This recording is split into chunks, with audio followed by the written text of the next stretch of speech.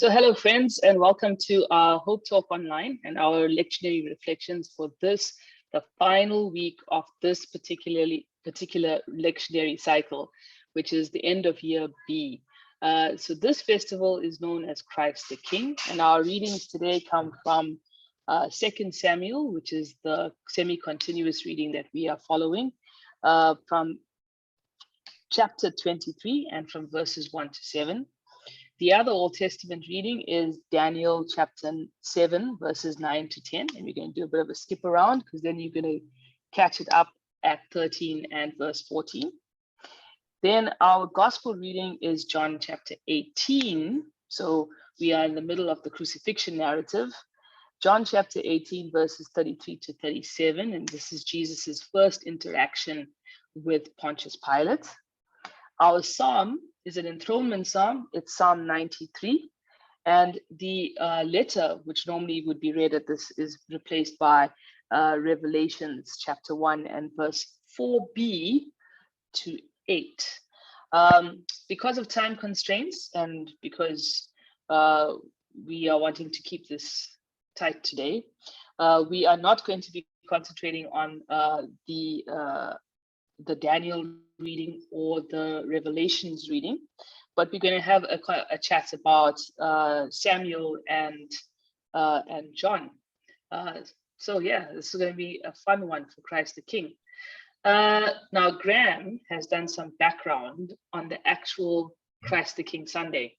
So Graham, would you like to help us understand why it's called Christ the King?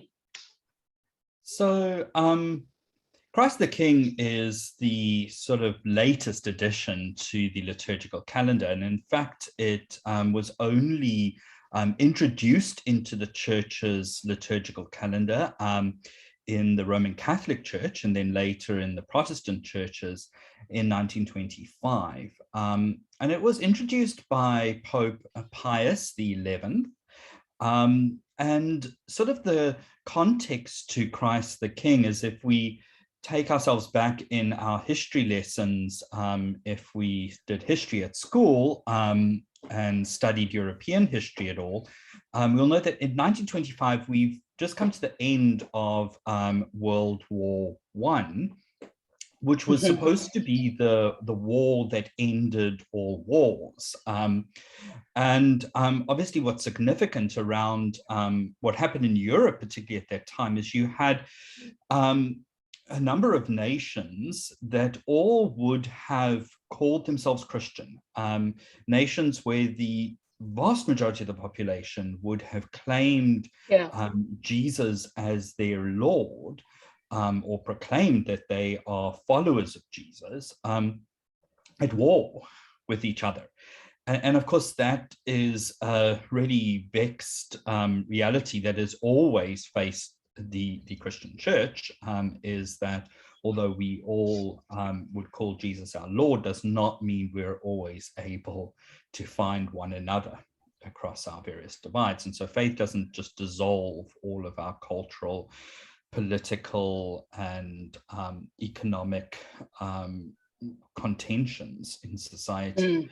And so basically, the reason particularly for this festival, this day, was that it's a time in Europe where there is this great rise in nationalism that is beginning to take place. The nationalist movement in Germany, in Italy, were quite significant.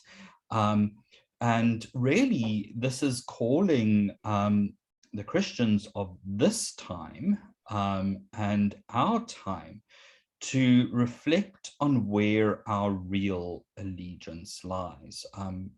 What is our real and true identity?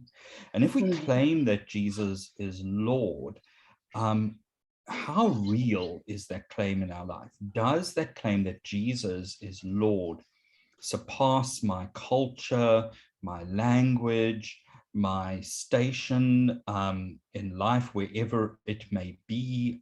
Is that what is most primary about my identity? And of course, the other aspect of Christ the King is the idea that while while human nations and leaders will come and go, rise and fall, Jesus and the gospel remains. And so that's really sort of what lies behind this celebration. And as such, it has a lot to say to us. And particularly, it has a lot to say about the way in which faith intersects with politics. If politics is the way in which human societies order each other, order themselves, rather, if politics is the way human beings create systems of interaction with each other, then if our faith is our organizing principle in our life, there's going to be an intersection or a conflict or a confluence between our faith and the way we order ourselves in the world with each other.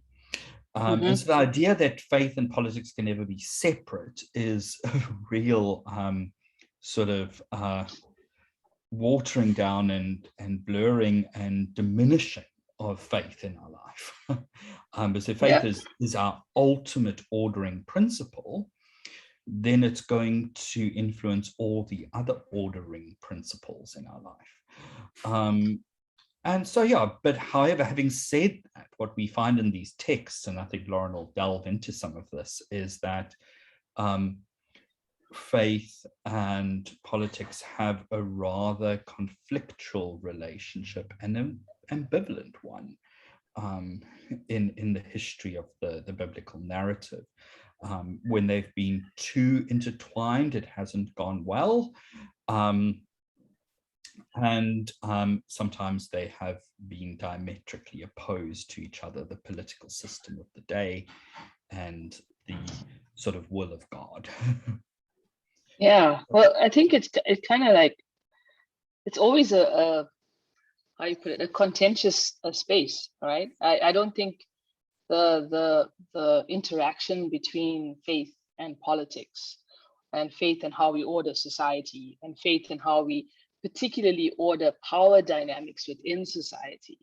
I don't think that those are, that can be nicely, like, neatly separated. I think we like doing that. We like to say, oh, don't preach politics in the church, don't, this is about a God, not about like social systems.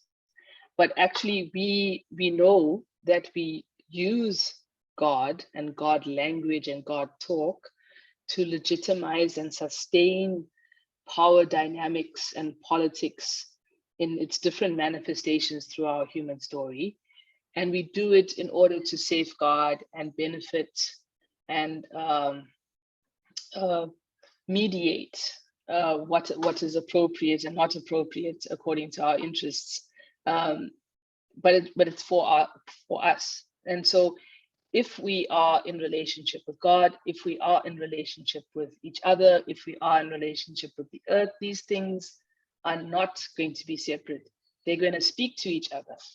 And I think what this particular opportunity, and I don't like calling it Christ the King, I like calling it the reign of Christ, maybe, because it just gives it a different angle. It gives us the opportunity to speak about how that interaction and that interface between faith and how we work with power and with the systems of the world and our own agency within those spaces, how they actually speak to each other, and whether we have times of congruence, and whether we have times of ambivalence, and whether we have times of actual disconnect. And to be honest about those conversations and to work it out, I think, I know that when I was, this was a Sunday that I normally used in my congregation to have our AGM, to kind of hold up, how we use our finances, how we've looked at our policies as a community, our living work life, whether they reflected how we understood Christ and God. And I think that's the kind of interaction that the passages are asking from us. Yeah. So should we start with Samuel? Yeah. Yeah, I was gonna say let's go there, because I mean Samuel is really a passage of self-reflection, which is what we've spoken about, and it's sort of placed in the narrative of Samuel as sort of David's sort of last words, but actually not his last words, but sort of like the last reflection almost on his reign. And so we could almost read this as David looking in the mirror, and he asked the question, has not my house lived up to everything that would be expected of a godly ruler? Yeah.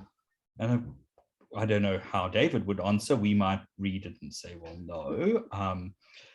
Or we might read it and say yes, but it really is a looking in the mirror moment. Yeah, it is.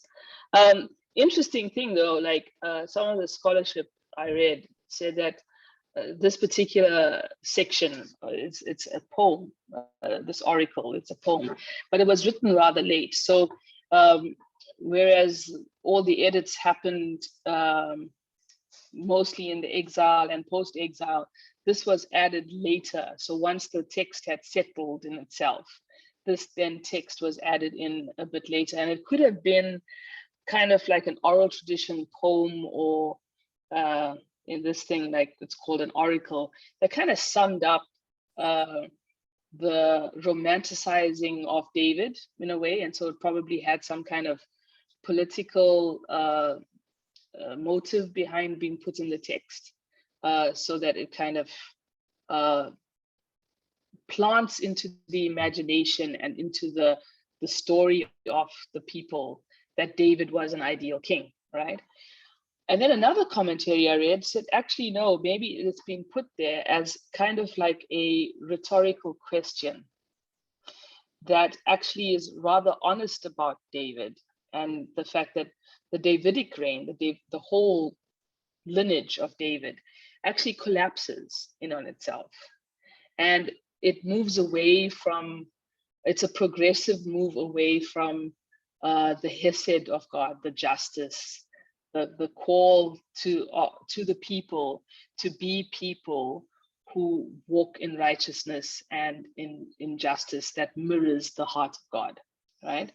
And so, you think of things like David's relationship or forced relationship with Bathsheba, the murder of Bathsheba's husband, his silence during the rape of his daughter, the way he handled that entire thing between Absalom and Amnon, his own ambiguity. I think just after this particular passage that he calls a census, and how that census is also a contested thing that has happened into the people. So so the question that is in the middle of this particular thing, is not my house like this with God? It's a rhetorical question, some people say, right? And I think it's a really appropriate passage for the reign of Christ Sunday, because it kind of carries our own relationship with our own agency and our desire to live Christ-like lives, which honor the least of our society that lives in wholeness with creation. The typical Wesleyan thing, the love of God and fully love of neighbor. We want to do that, but then we live in this very difficult world where we are often participating in the systems of prejudice and supremacy and hate and misogyny. And we are often doing it sometimes because we are just complicit in a bigger system, or sometimes because we actually deliberately are benefiting from it and we actually don't want to be honest with it. And so this is a really difficult one. I think the gem that I would like to, that if I were preaching, that I would pick up on, is that at the beginning of this particular cycle of the semi-continuous Old Testament reading, was a very critical passage in Samuel, 1 Samuel 8. So we've almost come like full circle, right? And in 1 Samuel 8, the people of Israel wanted a king. And Samuel says to the king, to them, do you really want this? Because a king is going to behave in ways in which that are not going to be just. That you're going down a road that's going to lead you to the cycle of violence and death and prejudice and hate and alienation, that you're going to get wrapped up in this thing and it's not going to end well. And it goes like this, right? So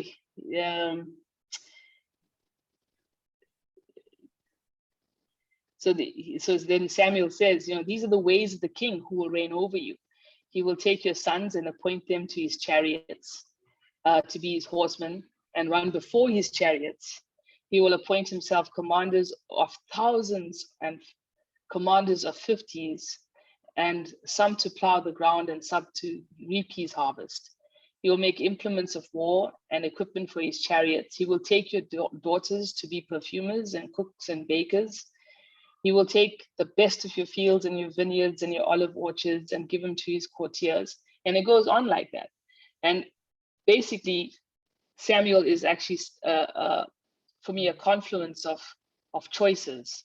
You have a choice of using power and your own agency in this way, like the imperial kingship mentality that has so captivated our humanity.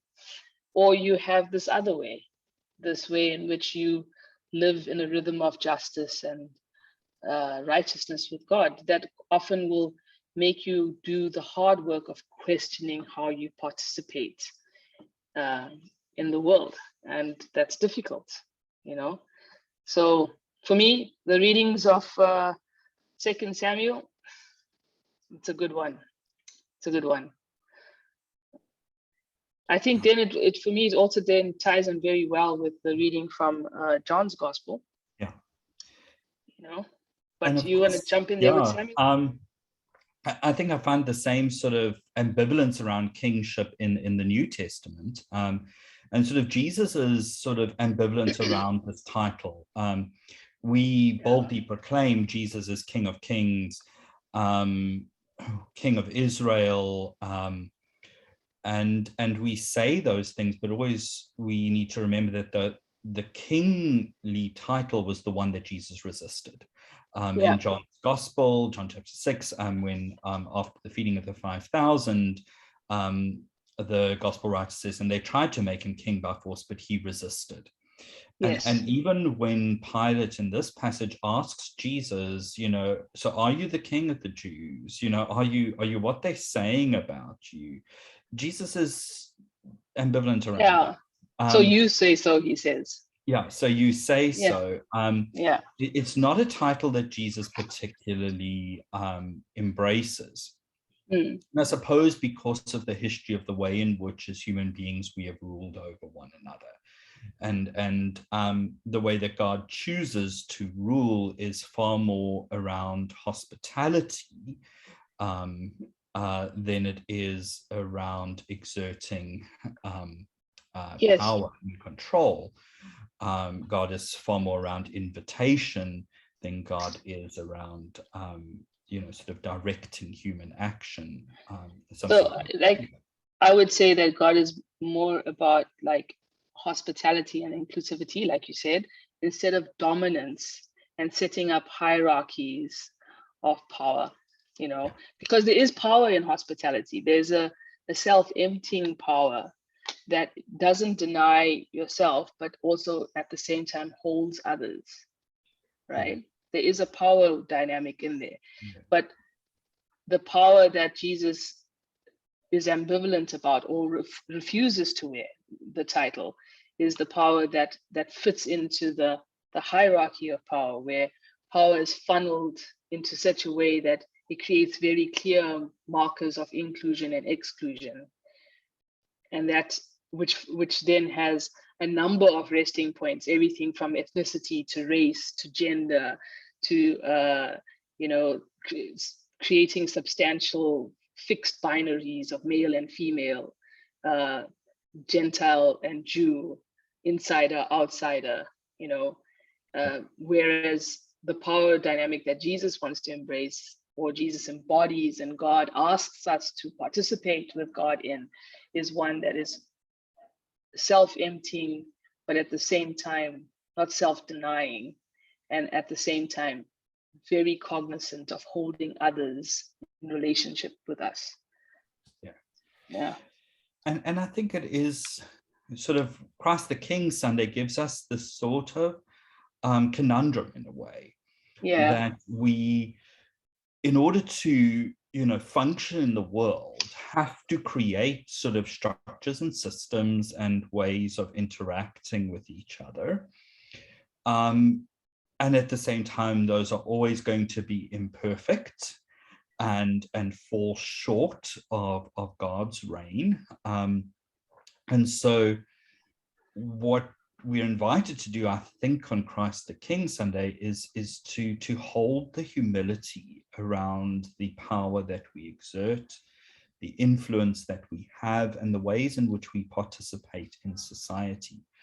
And I think what Christ the King Sunday really does is remind us of the imperfection of our systems, of our ways of ordering ourselves, so that we never become too invested in them. We have to participate in them. And I'm always reminded, I think also Christ the King Sunday gives us a self-reflection as the church in terms of the ways in which we embody sometimes the things we want to critique out in the political system of the world. But I think also as individuals, it reminds us of our participation and the need for humility. We always say in church circles, we use this thing, we talk about the church should be, the church is, the church isn't, and always forget that we are the church, as if it's this thing beyond ourselves. And then we often want to critique, society and say, well, the government should, and the government, without recognizing, well, the government actually emerges from the decisions we make and the way in which we participate in the structures of society as well. And so I think across the King Sunday, there's no room for outsider critique without inner reflection. Inner work, inner stuff. I think for me, if I were to build something on, in a sermon, so I would add a verse to the John verse. I know that John ends at verse 37. I would take it to verse 38 because it closes off the speech that Jesus gives. Right. And so Jesus gives the reply to Pilate. Pilate goes, so are you the king? And then he goes, you say that I am a king. But then he goes, for this I was born, and for this I came into the world, to testify to the truth. Everyone who belongs to the truth listens to my voice. And then Pilate asks, what is the truth? Right. Yeah. And so the thing is, we would often take that verse and kind of hold Christ as king. But I think what has been referred to and being pulled into the imagination of the reader here is other verses in John where Jesus uses his voice. And it would be the passages about, when I call my sheep, they will recognize my voice. So here, the whole understanding of Jesus as the shepherd, as the good shepherd, Jesus as the one calling people who, like Lazarus, out, recognizing the voice. It's that truth. It's the truth of our relationship with Christ and what it does in us as we try to live authentic, congruent lives in the world that we are being pushed towards. That's the truth. It's not about the escalation of power or the coalition of power. It's about how we choose to live in relationship with Christ, and what that then does to how we use our agency in society. And that's the big Methodist thing, right? So in, last point, the Methodist thing is, what is holiness? To love God and to love neighbors.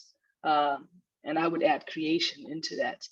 And so for me, the Reign of Christ Sunday is a Sunday just to hold up our Methodist frame and to hold up this very hard, fluid relationship between faith and the various articulations of politics in our world and in ourselves. Yeah. So also remember that this week is the last week of the lectionary year. So next week, we start with the new lectionary year, and it is the beginning of Advent. Also, this is the week that precedes the start of the 16 days of activism.